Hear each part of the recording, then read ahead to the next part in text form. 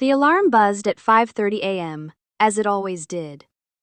Maya rubbed her tired eyes and quietly got out of bed so she wouldn't wake the kids. Her small apartment in Queens, New York, had only one bedroom, which she shared with her children, Aiden, 8, and little Sophia, 4. She tiptoed to the kitchenette, poured tap water into a dented kettle, and placed it on the stove for instant oatmeal. It wasn't much, but it was something.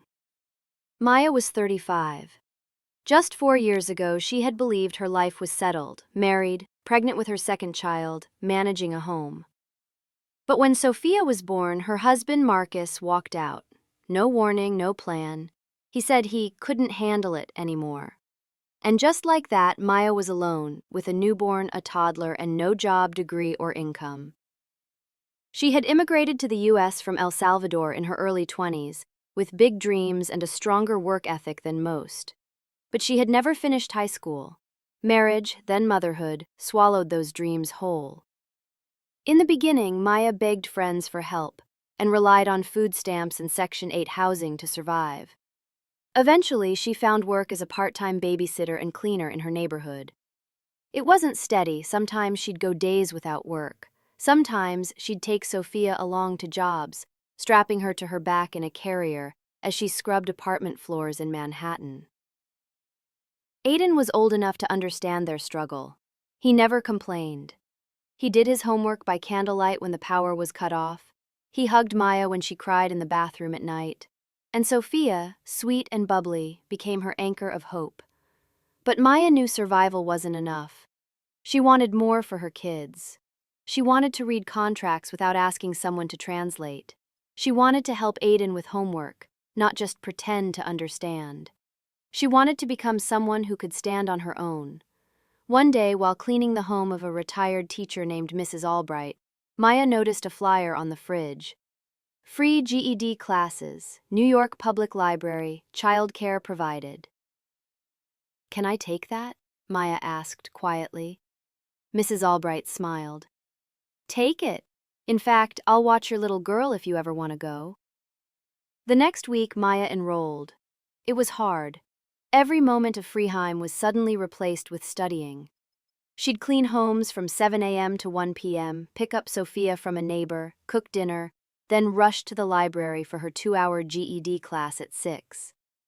She'd sit there, her hands smelling faintly of bleach, her eyes drooping with fatigue, trying to remember algebra formulas and write short essays in English. Sometimes she failed. She'd miss a class because Sophia got sick, or she'd have to take an extra cleaning job just to make rent. But she didn't quit. Her teacher, Mr. Reynolds, noticed her determination and helped her apply for a free laptop through a community nonprofit.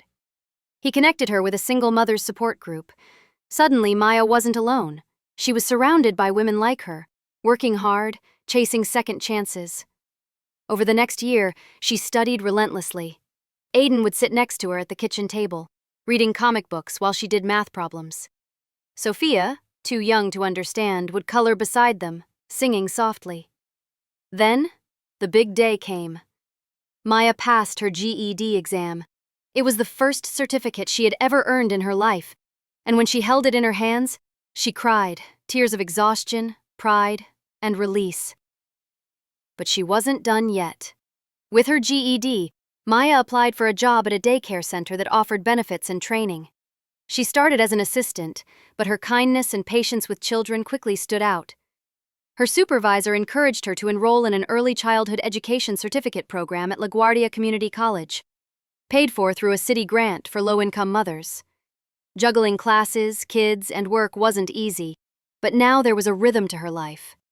Mornings started with cereal and packed lunches, afternoons were for work, evenings were filled with homework, hers and Aiden's. The family wasn't rich, but they were stable. Rent was paid on time, the fridge had fresh vegetables, they had Wi-Fi. 2 years after she earned her GED, Maya graduated with her ECE certificate. She was promoted to lead caregiver at the daycare, now earning enough to support her family without government aid. She had health insurance, a small savings account, and even enrolled Aiden in weekend STEM programs. The woman who once cleaned homes with a baby on her back now held parent-teacher conferences and created lesson plans. She wasn't just surviving anymore. She was thriving. On a sunny spring afternoon, Maya walked home from work holding her daughter's hand. Aiden ran ahead on the sidewalk, his backpack bouncing. The city buzzed around them, but for Maya, there was a quiet peace. When they reached their apartment, Sophia tugged her hand. "Mama," she said, "when I grow up, I want to be like you." Maya knelt and looked into her daughter's eyes. "You'll be even more," she said, "but thank you, mi amor." Inside their apartment, she placed her daycare ID on the table next to her framed GED diploma. Two symbols of a journey that nearly broke her, but didn't. Maya still had dreams, an associate degree, maybe even opening her own preschool one day. But now, those dreams weren't far-off hopes. They were plans. And with every new sunrise, Maya walked closer toward them, not just for herself, but for the two little hearts who had always believed she could.